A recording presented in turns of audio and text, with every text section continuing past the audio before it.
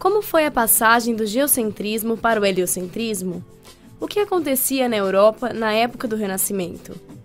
Este vídeo discute um pouco da história e do que não foi história nesta era das grandes mudanças do pensamento ocidental.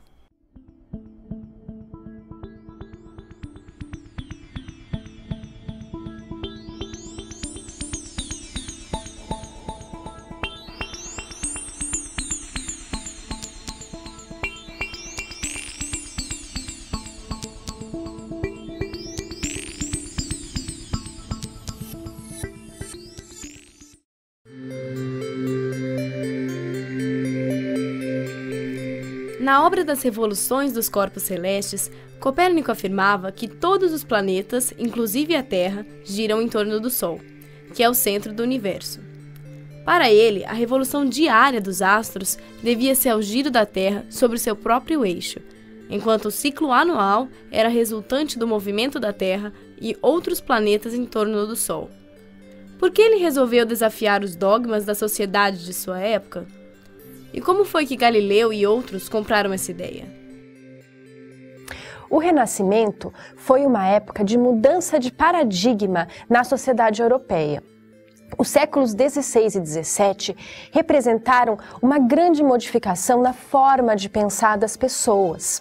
Foi nessa época que surgiu uma das maneiras características que hoje a ciência utiliza para referenciar o seu pensamento, que é a prática de buscar no mundo empírico uma referência para os argumentos e as ideias acerca do mundo natural.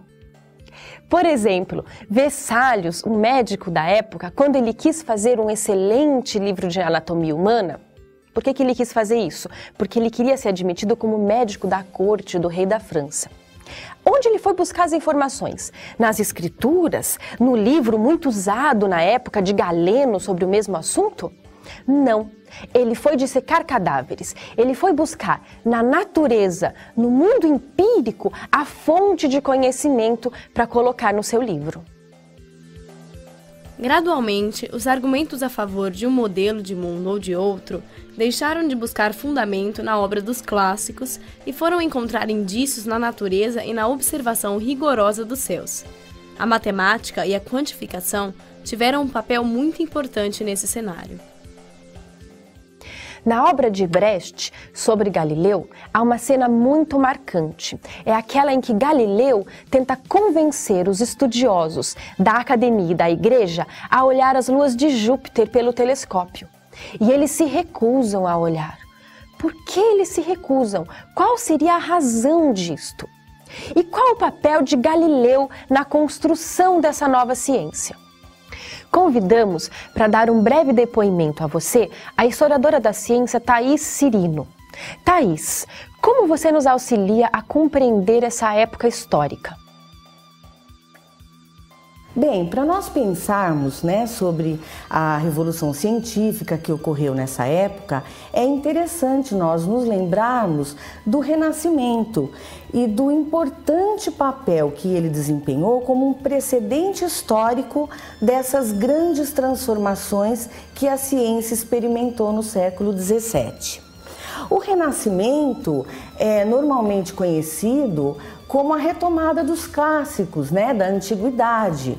Só que junto com aqueles textos normalmente falados, vieram também conhecimentos não tão tradicionais. Por exemplo, os textos de Hermes Trismegisto foram traduzidos também, os conhecimentos dos pitagóricos e muito da filosofia mística impregnou o ambiente cultural da Europa a partir do século XIV. Então, aqueles pensadores que se defrontavam com questões do tipo qual é a real causa da gravidade? O que faz com que os corpos caiam?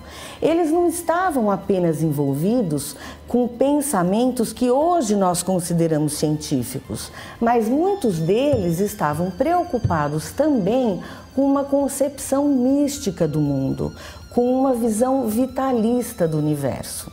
Em meio a todas essas questões que preocupavam os homens daquela época, né, uma delas era tentar explicar o movimento dos astros no céu e o funcionamento do universo.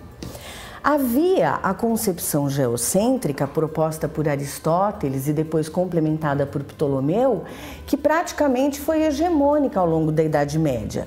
Não que não houvessem teorias alternativas, né? Na própria Antiguidade Clássica, a gente sabe que Aristarco de Samos propôs um modelo heliocêntrico, mas ele não foi levado muito a sério, principalmente devido à grande sistematização, à grande força da doutrina aristotélica, né?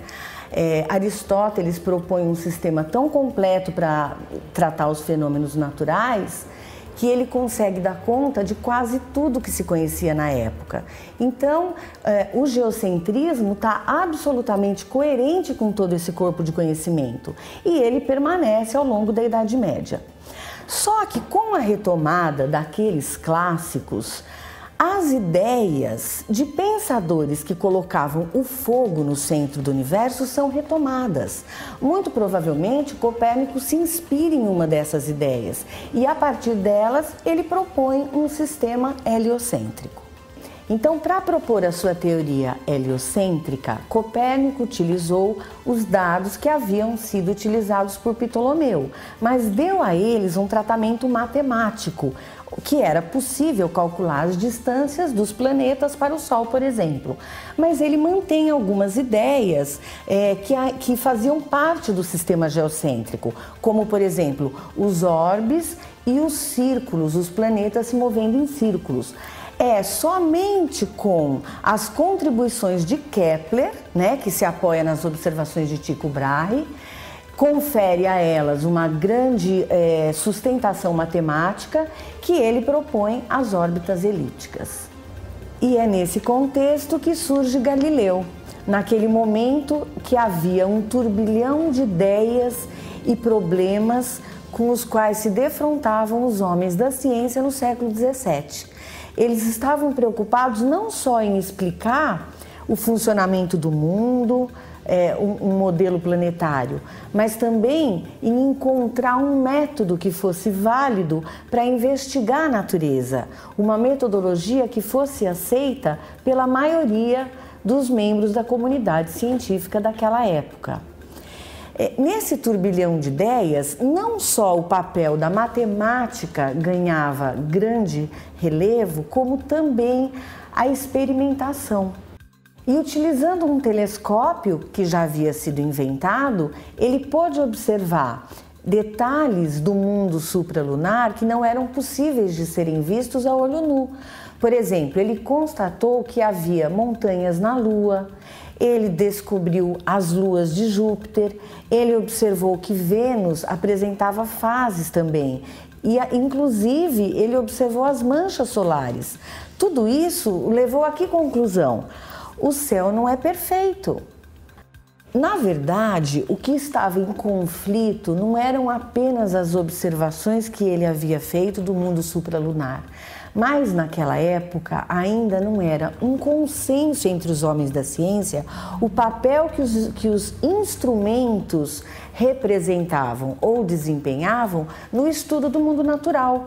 Por exemplo, era absolutamente válido o argumento que os homens da igreja utilizavam quando eles questionavam qual era de fato a intermediação que o telescópio exercia nessas observações.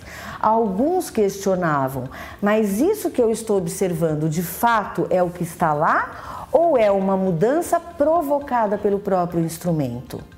Então, a recusa de alguns homens da igreja em olhar pelo telescópio não era apenas porque Galileu trazia ideias que estavam em conflito com o paradigma da época, mas era também o próprio uso que ele fazia de um instrumento para prescrutar o mundo natural. Então, dentro de toda essa busca por uma metodologia, não estava em jogo apenas um método para olhar para a natureza, a indução de Bacon, a dedução de Descartes. O papel do experimento, o papel do instrumento, o papel da matematização e principalmente o papel do artesão no laboratório, tudo isso estava sendo questionado. Então, naquela época, você tinha uma confluência de ideias, você tinha muitas teorias em competições e você tinha muitos homens que deram contribuições fundamentais para tudo aquilo que foi conhecido depois como uma revolução científica. Então, você tem pessoas como Copérnico, Kepler, Bruno, Francis Bacon, Newton, Descartes, e Galileu é também um desses personagens. Então, sem dúvida, ele desempenha um papel de destaque. Mas será que nós podemos atribuir a ele o papel principal, o ator principal de toda essa revolução? É claro que Galileu teve uma grande importância nesse processo, porque ele teve o mérito de recorrer a vários procedimentos que estavam sendo utilizados de maneira isolada por alguns pensadores e utilizar todos eles para defender as suas ideias e propor uma nova física, de maneira que a Terra se movendo em torno do Sol passasse a fazer sentido. Então ele unifica, por exemplo, a indução e a dedução. Ele unifica a matematização às propostas experimentais, ainda que alguns dos experimentos tenham sido mentais, ele consegue dar um avanço na habilidade de unificar todas essas informações, todos esses recursos que foram fundamentais para a consolidação de uma ciência que estava surgindo, a nova filosofia. Obrigada, Thaís. Galileu levou à fama quase que sozinho por uma construção que foi sua e de vários outros filósofos naturais da época. Mas o fato é que suas contribuições perduraram, talvez justamente por causa do seu grande embate com a Igreja. Galileu viu as manchas solares e também descobriu que a Via Láctea e sua bruma luminosa era, na verdade, composta por estrelas, que são invisíveis a olho nu. E ele viu as fases de Vênus, e ele viu as luas de Júpiter. Enfim, ele usou as suas observações do céu para servir como argumentos da sua visão de mundo. Neste vídeo, aprendemos um pouco sobre como o pensamento científico foi sendo estabelecido e tendo como base central a experimentação e a observação como requisitos para a explicação da natureza. Aprendemos também um pouco sobre como a matemática começou a se relacionar com a ciência. Para saber mais sobre isso, que tal ler algum livro sobre a história da ciência nessa época e compartilhar seu aprendizado pelo fórum? Até nosso próximo encontro!